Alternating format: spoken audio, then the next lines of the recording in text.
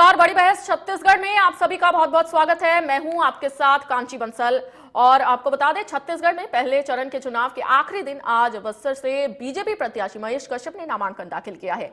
BJP प्रत्याशी महेश कश्यप के नामांकन में खुद सीएम विष्णुदेव साय भी शामिल हुए।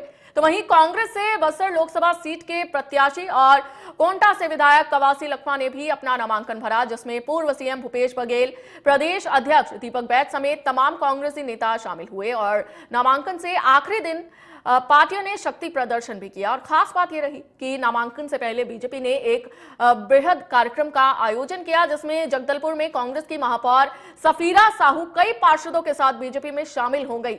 और इस दौरान सीएम विष्णुदेव साय ने स्वागत करते हुए कहा कि बीजेपी प्रत्याशी को जिताना है और कांग्रेस की जमानत जब्त करवानी है। सीएम साय ने कहा कि बीजेपी सरकार ने आते ही अपने वादे पूरे किए, जबकि कांग्रेस ने जनता को लूटा है। बस्तर के आदिवासियों को योजनाओं का लाभ मिलेगा।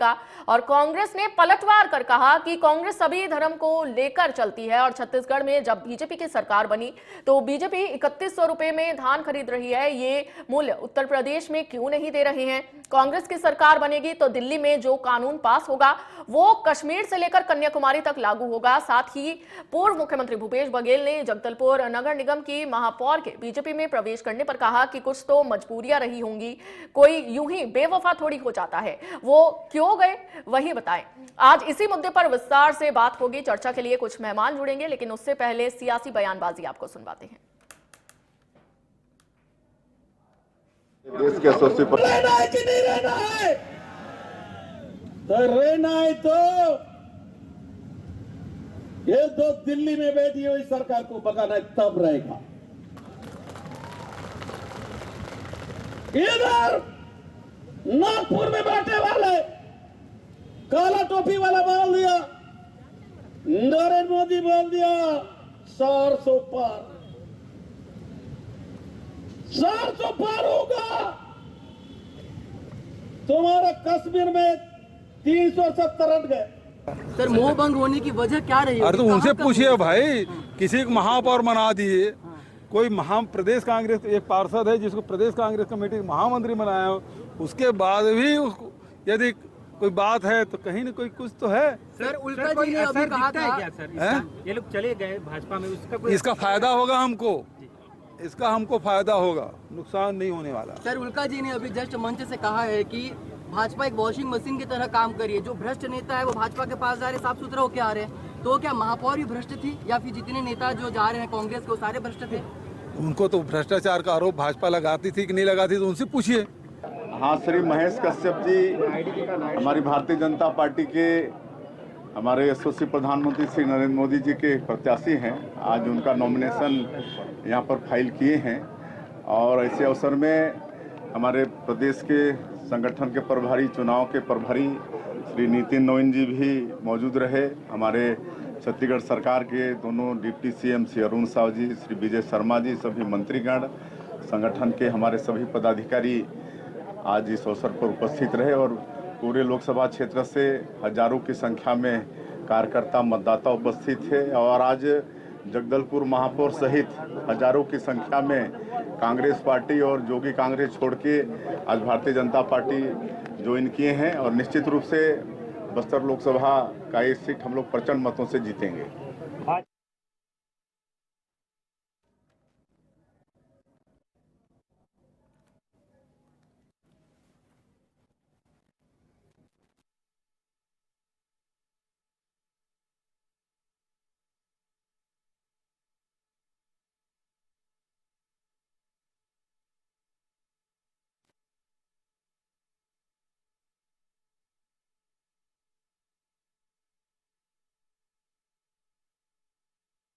और बड़ी बहस में हमारे साथ चर्चा के लिए खास मेहमान जुड़ चुके हैं। बीजेपी प्रवक्ता परेश बागड़बाहरा हमारे साथ जुड़ चुके हैं और कांग्रेस प्रवक्ता नीता लोधी हमारे साथ जुड़ चुकी है। बहुत स्वागत करती हूं आप दोनों का। सबसे पहले परेश जी का मैं रुख करना चाहूंगी। परेश जी, किस तरह से खुद को देखते हैं? लोकसभा चुनावों को लेकर किस तरह की तैयारी बीजेपी की है? देखिए, आज जिस तरीके से पूरा हुजूम उमड़ा है और वहां पर जिस तरीके से एक 50,000 से ज्यादा लोग उस पूरे क्षेत्र के वहां इकट्ठे हुए थे, वो और वहां पर जिस नितिन नवीन जी, हमारे मुख्यमंत्री जी, दोनों डिप्टी सीएम, बहुत सारे मंत्रीगण, पूरे संगठन के पदाधिकारी और नीचे तक के बूथ तक के कार्यकर्ता जिस तरीके से पूरे जोश खरोश के साथ वहां इकट्ठे हुए, वो इस बात को दर्शाता है कि वहां पर बहुत ज्यादा भारतीय जनता पार्टी के पक्ष में करंट है और लोग जो है इस बात ठान लिए हैं कि हमको मोदी जी को तीसरी बार फिर से प्रधानमंत्री बनाना है और इसके लिए वो पूरी तरीके से कमर कस के तैयार हैं। अभी 3-4 महीना पहले जो चुनाव हुआ है उसमें जो है जो 8 विधानसभा क्षेत्र है उसमें से 5 जगह भारतीय जनता पार्टी के एमएलए जीत करके आए हैं और भारी मतों से जीत के आए हैं। 3 जगह जहां पर कांग्रेस जीती है बहुत ही मार्जिनल वोट से जीती है, लगभग 80-90 हजार वोटों का अंतर अगर अपन पूरे लोकसभा स्तर पर जोड़ दें तो भारतीय जनता पार्टी की वहां पर बढ़त है और मैं समझता हूं कि इस चुनाव में लगभग 2 लाख से ज्यादा की बढ़त भारतीय जनता पार्टी की होने वाली है। ठीक है नीता जी, आपका रुख करना चाहूंगी। अभी लोकसभा चुनावों की तारीखों का ऐलान हो चुका है, ऐसे में अब कांग्रेस की ओर से क्या कुछ तैयारियां की जा रही है, क्योंकि कांग्रेस को लगातार झटके पर झटके लग रहे हैं, कांग्रेस के नेता जो हैं, कार्यकर्ता हैं, वो बागी हो रहे हैं, क्या कारण है? देखिए, सबको नमस्कार। और सबसे पहले तो लोक पर्व चालू हो चुका है और आज हमारे प्रत्याशी ने नामांकन भी भरा। आदरणीय कवासी लखमा जी हमारे बहुत ही लोकप्रिय नेता है। उन्होंने कोंटा से बार 7 से अधिक बार उन्होंने चुनाव जीता है विधानसभा का और उनकी लोकप्रियता है। आज आपने देखा होगा हमारे ग्राउंड, मैं तो भारतीय जनता पार्टी के प्रवक्ता जी से पूछना चाहूंगी कि इतनी भीड़ का जो बात बोल रहे हैं वो कौन से ग्राउंड में थी? भारतीय जनता पार्टी का कार्यक्रम मिशन ग्राउंड में था और मिशन ग्राउंड की कितनी कैपेसिटी है आप खुद पता लगा लीजिएगा, 2000 से ज्यादा की कैपेसिटी नहीं है वहां पे। और उसके साथ साथ हमारे यहाँ जिस प्रकार हमेशा से ही आदिवासियों के लिए हमारे कांग्रेस पार्टी ने हमेशा काम किया है, जो आदिवासी सीट है यहाँ बताएं जो 8 विधानसभा क्षेत्र आते हैं, कवासी लखमा जी बहुत पॉपुलर नेता है, जनता से जुड़े हुए नेता है, बहुत ही प्रैक्टिकल नेता है, लोगों के सुख दुख में हमेशा साथ खड़े रहते हैं। और माननीय भूपेश बघेल जी हमारे पूर्व मुख्यमंत्री जी भी वहां आज थे। इनके किए गए काम आपने देखा होगा, जिस प्रकार नक्सल वारदातें हमारे समय में कम हुई थी, रोडों का जाल बिछा, जो 350 स्कूल बंद थे उसको कांग्रेस पार्टी ने चालू करवाया, स्वामी आत्मानंद जैसे अंग्रेजी माध्यम के स्कूल चालू करवाए, वनोपज जो 7 वनोपज अधिकृत थे उनको हमने 67 किया, लोगों को पट्टा दिया, लोहानी गुड़ा की जमीन वापस करवाई। तो बहुत सारे काम कांग्रेस ने किए हैं। निश्चित तौर पे कांग्रेस पे लोगों को भरोसा है। लेकिन आज नीता लोधी जी, अगर कांग्रेस ने इतने काम वाकई में किए हैं तो क्या कारण रहा कि जनता ने कांग्रेस पर भरोसा नहीं जताया? देखिए, अभी भी अगर लोग क्षेत्र में मिलते हैं तो कहते हैं हम लोगों ने तो वोट दिया था, वोट गए कहाँ? एक कहीं ना कहीं लोगों का, खैर जो जनादेश था वो हम सिरोधार्य करते हैं और कहीं ना कहीं ये बात आती है, ईवीएम पे भी आती है कि ईवीएम में कहीं ना कहीं इन लोगों की सेटिंग रही होगी, क्योंकि इतने ज्यादा, जैसे आज बघेल जी ने कहा, अगर कुछ लोग भारतीय जनता पार्टी जा रहे हैं तो कुछ तो मजबूरियां रही होंगी। तो निश्चित तौर पे आप बताइए, जब सेंट्रल गवर्नमेंट में बैठे नरेंद्र मोदी अगर सीना तान के कहते हैं, वो 56 इंच का सीना जो चीन घुसे पड़ा है हमारे देश में, और वे कुछ नहीं कहते पर ये जरूर कह रहे हैं कि 400 सीट जीतेंगे, तो किस प्रकार ये आंकड़े बता रहे हैं? जरूर कहीं ना कहीं तो कुछ दाल में। चलिए ठीक है, बीजेपी तो कह रही है 400 पार के नारे से बीजेपी कह रही है इस बार लोकसभा चुनाव जीतेंगे, तो कांग्रेस का क्या नारा है? कांग्रेस का कोई नारा है क्या? कोई एम कांग्रेस का है? देखिए, हम न्याय दिलाने, हम न्याय दिलाने के लिए, हम लोगों को न्याय दिलाने के लिए, आज भारत जहां हम सबसे बड़ा लोकतंत्र कहते हैं और सबसे बड़े लोकतंत्र में लोकतंत्र की सरेआम हत्या हो रही है, लोकतंत्र का गला घोटा जा रहा है, लोगों के अधिकारों को छीना जा रहा है, लोगों को न्याय नहीं मिल पा रहा है। नरेंद्र मोदी जी क्या बात करेंगे महिला सुरक्षा की और महिला आरक्षण की, जहां मणिपुर में महिलाएं हमारी परेशान होती रही, उनको एक सैनिक की पत्नी को निर्वस्त्र करके घुमाया गया, ऐसे जगह से माननीय राहुल गांधी जी ने अपनी न्याय यात्रा की शुरुआत की थी। पहलवान बेटियों को खदेड़ने का काम किया था इनकी सरकार ने और रेपिस्ट लोगों को संरक्षण देने का काम की थी भारतीय जनता पार्टी ने। 2 करोड़ रोजगार तो नहीं दिए, 20 करोड़ रोजगार। इनका वादा था कि 2022 तक किसानों की आय दुगनी हो जाएगी, कहाँ दुगनी हो पाई? वैसे किसान अगर दिल्ली जा रहे हैं तो उनके रास्ते में खीले ठोकने का काम, आंसू गैस डालने का काम भारतीय जनता पार्टी कर रही है। यहाँ लोकतंत्र की जिस कदर हत्या हो रही है इलेक्ट्रॉन बॉन्ड के माध्यम से, आपने देखा होगा सबसे बड़ा, पूरे विश्व में सबसे बड़ा भ्रष्टाचार किसी ने किया है तो नरेंद्र मोदी जी की सरकार ने किया है। आपने देखो ना, कोरोना काल की दवाइयों से लेके टनल बनने वाले उसमें देखिए, अब इलेक्ट्रॉन बॉन्ड में पूरा दूध का दूध और पानी का पानी। आपने कोविड का जिक्र किया, प्रधानमंत्री मोदी की तारीफ तो विदेशों में भी हो रही है नीता जी, कोविड को लेकर कि मुफ्त में दवाइयां उपलब्ध करवाई हैं। आप ये भी देखिए कि वही दवाई वाला ड्रग सप्लाई करने वाली कंपनी ने करोड़ों रुपए का चंदा दिया है भारतीय जनता पार्टी को, और वही फार्मा जो 2-2, 4-4 बार जिनकी दवाइयां रिजेक्ट हुई है, वो सारे लोग जब चंदा देते हैं इलेक्ट्रोल बॉन्ड के माध्यम से, तो उनका वो रेगुलाइज हो जाता है। आप देखिए, तो डिबेट तो इस विषय पे होना चाहिए। मैं तो रिक्वेस्ट करना चाहूंगी, आप देखिए किस प्रकार कंस्ट्रक्शन कंपनियों पे, किस प्रकार फार्मा कंपनियों पे, दवाई बनाने वाली कंपनियां जो भ्रष्ट थी, जो गलत थी, जो लोगों के साथ अन्याय कर रही थी, उनसे चंदा लिए भारतीय जनता पार्टी।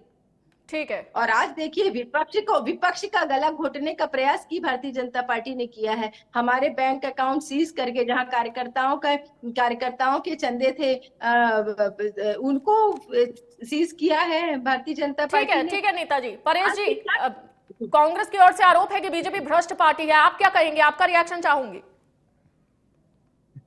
देखिए, तो पूरे छत्तीसगढ़ के घर घर में चर्चा है कि कांग्रेस ने किस प्रकार से 5 साल में भ्रष्टाचार किया है, चाहे महादेव ऐप का मामला हो, चाहे कोयला घोटाले का मामला हो, चाहे वो रेती घोटाले का मामला हो, इतने सारे घोटाले हैं, चावल घोटाले का मामला हो, इतने ज्यादा घोटाले किए हैं कि इनके बहुत सारे नेता और बहुत सारे अफसर अभी तक जेल में हैं, और उनको कहीं पर भी ना हाई कोर्ट में जमानत मिल पा रही है, ना सुप्रीम कोर्ट में जमानत मिल पा रही है। तो ये तो भ्रष्टाचार की बात करें मत। नेशनल हेराल्ड के में बेल में जो है आदरणीय सोनिया गांधी जी, आदरणीय राहुल गांधी जी अभी बेल में हैं। इनके अधिकांश नेता जो है बेल पर हैं। जहां तक ये इलेक्टोरल बॉन्ड की बात कहती हैं, उसके पहले जो चंदा आता था, ये चंदा जो है एक ही परिवार के जेब में चला जाता था। मुश्किल से अगर 1000 रुपये आया तो 100 रुपये वो चुनाव में खर्च होता था, बाकी पैसे किधर जाते थे ये सभी जानते हैं। उसी को दूर करने के लिए, उसमें ट्रांसपेरेंसी लाने के लिए इलेक्टोरल बॉन्ड लाया गया, और आज 1 नंबर में पूरा पैसा जो है हर एक पार्टी को मिल रहा है। अगर इलेक्टोरल बॉन्ड को लगता है कि इनको ये भ्रष्टाचार है, तो इन्होंने इलेक्टोरल बॉन्ड में अपने लिए चंदा क्यों लिया? आज भारतीय जनता पार्टी के कितने ज्यादा सांसद, एनडीए की कितने ज्यादा सांसद हैं, उसके कंपैरिजन में कितने कम सांसद हैं, उस हिसाब से देखें तो भारतीय जनता पार्टी को कम चंदा मिला है इलेक्टोरल बॉन्ड में, जबकि जो इंडिया है, ये इंडी जो इनका संगठन है, उनको ज्यादा मिला है। तो इस तरीके से ये भ्रष्टाचार की जो बात करते हैं, कोई भी भ्रष्टाचार का मामला कभी भी भारतीय जनता पार्टी के ऊपर, केंद्र सरकार के ऊपर नहीं लगा है। और इस तरीके की ये जो ईवीएम की बात करते हैं, तो कर्नाटक में इनकी सरकार कैसे बन गई, पंजाब में आपकी सरकार कैसे बन गई, हिमाचल प्रदेश में जो है वहां पर कांग्रेस की सरकार कैसे बन गई। तो अगर ईवीएम अगर गड़बड़ है तो पूरे देश के लिए गड़बड़ है। जहां पर इनकी सरकार बन जाती है वहां ईवीएम ठीक हो जाता है, जहां पर नहीं बनती वहां पर ईवीएम जो है वो गलत हो जाता है। तो इस प्रकार से जो भ्रष्टाचार की बात कर रहे हैं, आज गली गली में इस बात की चर्चा है कि हर जगह जो है कांग्रेस ने जिस तरीके से लूटा खसोटा है, इसी कारण से लोगों ने यहाँ पर धूल चटाया है। इनके जमाने में असामाजिक तत्वों ने इनको पूरा घेर करके रखा हुआ था, और यहाँ पर जिस तरीके का माहौल यहाँ पर किया, जिस तरीके से लॉ एंड ऑर्डर का प्रॉब्लम यहाँ पर हुआ, जिस तरीके से इनके थाने बिगा करते थे, जिस प्रकार से इनकी, ठीक है नेताजी, मैं आपसे ये जानना चाहती हूँ कि मुख्य कारण क्या मानते हैं? क्या एक बड़ा कारण है कि गांधी परिवार के इर्द गिर्द ही कांग्रेस की राजनीति जो है वो घूम रही है? यही कारण है कि 2300 लोग, जो कि बड़ा आंकड़ा है, 2300 लोगों ने बीजेपी का दामन थाम लिया है? कांग्रेस के लिए जाहिर सी बात है ये चिंतित कर देने वाला विषय है। देखिए, आप देखिए जगदलपुर के किसी स्थानीय से पूछिएगा कि जो मिशन ग्राउंड में आज भारतीय जनता पार्टी ने कार्यक्रम किया था, उस कार्यक्रम की कैपेसिटी कितनी? मेरा सवाल ये नहीं है नेताजी, मेरा सवाल ये नहीं है नेताजी, मेरा सवाल ये नहीं है। मेरा सवाल ये है कि कारण क्या है कि 2300 लोग जो है वो कांग्रेस का दामन छोड़ के बीजेपी में शामिल हो गए, और सिर्फ छत्तीसगढ़ या मध्य प्रदेश या कई राज्यों में ऐसा हो रहा है। कांग्रेस का दामन क्यों छोड़ रहे हैं नेता? बड़े बड़े नेता हैं वो भी कांग्रेस चुनाव लड़ना नहीं चाहते हैं, क्या कारण है? देखिए, भारतीय जनता पार्टी अपनी हार से घबरा गई है और भारतीय जनता पार्टी तोड़ फोड़ की राजनीति करने में आमादा हो गई है। आप अगर देखें, अगर आप बात कर रहे हैं पूरे देश की, तो मैं आपको बताना चाहूंगी कि झारखंड में इन लोगों ने क्या किया, हेमंत सोरेन की सरकार के साथ क्या किया, सीएम साहब को गिरफ्तार करने का षड्यंत्र रचा इन लोगों ने। अरविंद केजरीवाल जी के साथ क्या हुआ, माननीय मुख्यमंत्री को इन लोगों ने ये करने का काम किया। बिहार में गठबंधन तोड़ करके आसपास करने, महाराष्ट्र में शरद पवार की पार्टी को तोड़ने का काम किया, उद्धव ठाकरे जी की पार्टी को तोड़ने का काम किया, हिमाचल में विधायकों को खरीद फरोख्त की राजनीति करने का काम किया भारतीय जनता पार्टी ने। तो इनकी बौखलाहट तो साफ नजर आ रही है कि इन्होंने जो वादा खिलाफी की, न ये रोजगार दे पाए, न कोई एक ऐसा काम कर पाए जिसमें महंगाई कम हो सके। युवाओं को 20 करोड़ रोजगार देने थे, वो रोजगार नहीं दे पाए। महिला सुरक्षा की बात करते हैं, महिलाएं असुरक्षित थी। आतंकी हमले की बात करें, नक्सलाइट की बात करें, आपने रोजगार की बात की नेताजी, रोजगार का मामला तो हिमाचल प्रदेश में भी उठ रहा है। जो JOA IT के जो छात्र हैं वो सड़कों पर उतरे हुए हैं कांग्रेस के खिलाफ। उनकी भी मांग है उन्हें पेपर भी देने दिया जाए, उन्हें एम्प्लॉयमेंट दी जाए। हिमाचल में तो कांग्रेस की सरकार है। पार्टी में इस पर श्रमिक न्याय मैंने पहले ही शुरू किया था कि राहुल जी ने जो भारत जोड़ो यात्रा में न्याय यात्रा की है, तो उसमें महिलाओं के न्याय की बात है, श्रमिकों के न्याय की बात है, भागीदारी की बात है, और निश्चित तौर पे ठीक है नीता जी, आप महिलाओं की बात कर रही हैं, चूंकि आप कांग्रेस नेता है, मैं आपकी काफी इज्जत करती हूँ।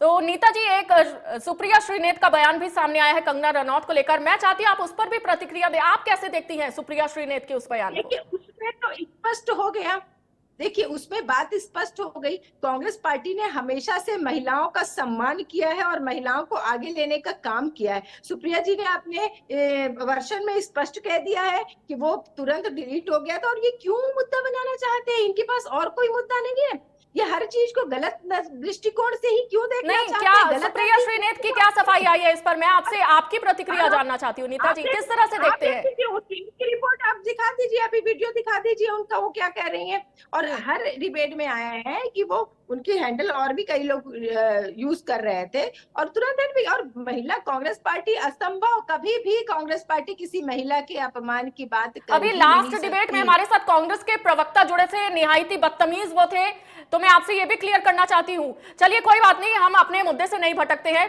परेश जी, मैं आपसे आपका रुख करना चाहती हूँ, आप क्या कारण मानते हैं कि बीजेपी का कुनबा लगातार बढ़ता हुआ नजर आ रहा है? देखिए, यहाँ पर क्या है कि जैसे ये नारी की बात अभी हो रही थी, तो इन्होंने लगभग 65 साल यहाँ पर राज किया। उस समय कभी भी इन्होंने मतलब महिलाओं को विधानसभा में और लोकसभा में कभी भी प्रतिनिधित्व देने का नहीं सोचा। और अभी मोदी सरकार ने नारी शक्ति वंदन अधिनियम के अंतर्गत 33% जो है रिजर्वेशन महिलाओं को संसद और विधानसभा में दिया है। उसके साथ साथ यहाँ पर जो है हमारे पहले बार ऐसा हुआ है कि एक आदिवासी महिला को जो है राष्ट्रपति के पद से सुशोभित जो है हमारी पार्टी ने जो है वो करने का काम यहाँ पर करवाया है। और देश के विकास के लिए महिलाएं यहाँ पर एक प्रमुख है। उस हिसाब से महतारी वंदन योजना के अंतर्गत उनकी वंदन करते हुए जो मोदी की गारंटी जो की गई थी, अभी विधानसभा चुनाव में 1000 रुपया हर एक महिलाओं के खाते में लगभग 70 लाख महिलाओं के खाते में पहुंच गया है।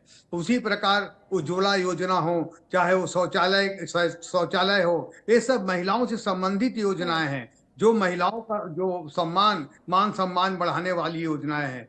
जो हर घर में नल से जल पहुंचाने की जो योजना है, उसके साथ साथ आवास योजना है। लगभग छत्तीसगढ़ में ही 18 लाख आवास जो है वो यहाँ पर दिए जा रहे हैं। उसके लिए राज्यांश जो है मोदी की गारंटी के अंतर्गत मुख्यमंत्री हमारे साय जी ने जमा कर दिया है।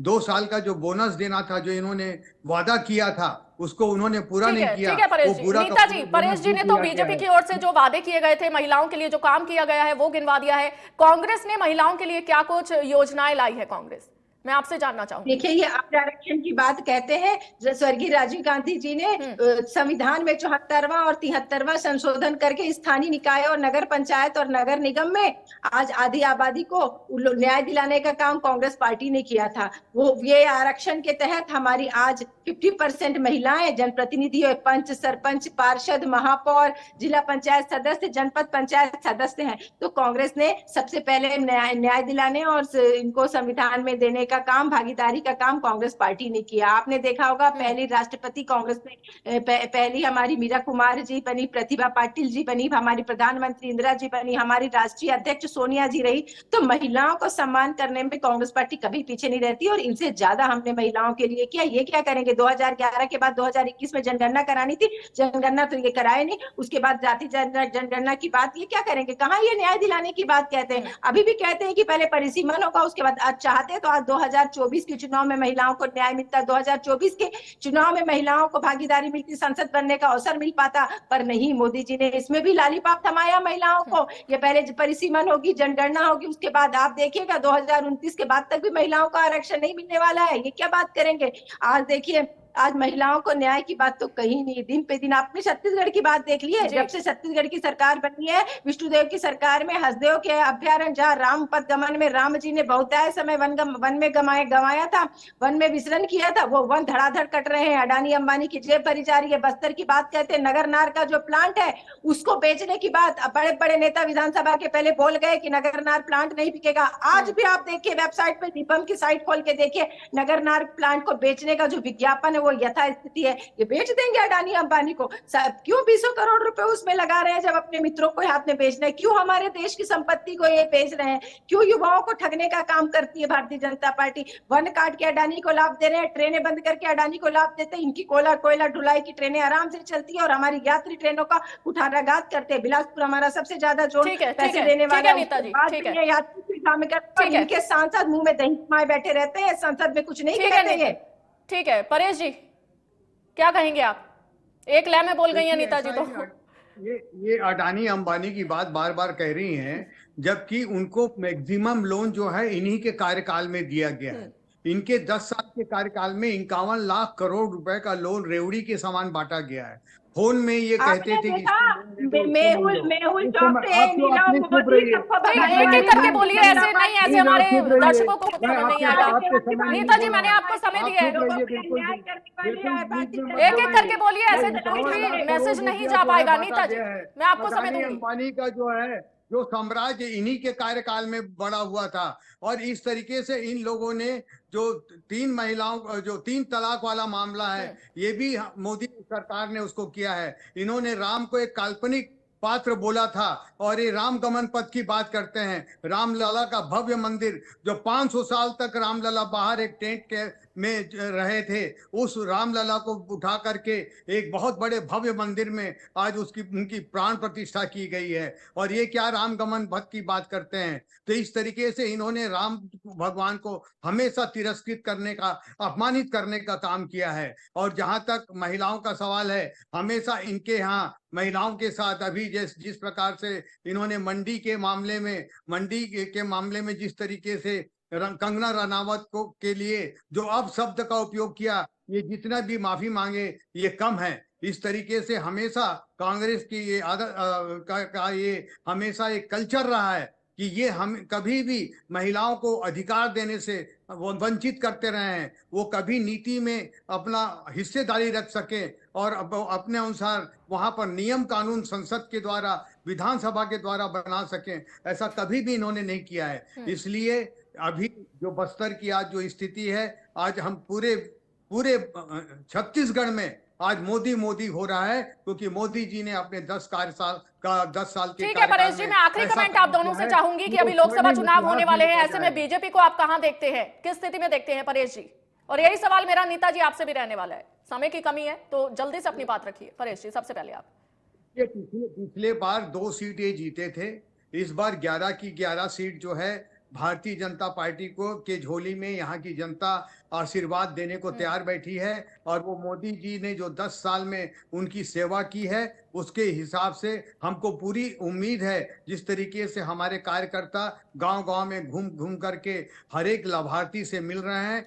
कोई भी ऐसा परिवार नहीं है जिनको मोदी जी के माध्यम से लाभ ना मिला हो। 80 करोड़ लोगों को मुफ्त में राशन दिया जा रहा है, सबका आवास बनाया जा रहा है। 230 करोड़ लोगों के 230 ठीक है परेश जी, ठीक है। नीता जी, जल्दी से अपनी बात रखिए, आखिरी कमेंट, समय की कमी है हमारे पास।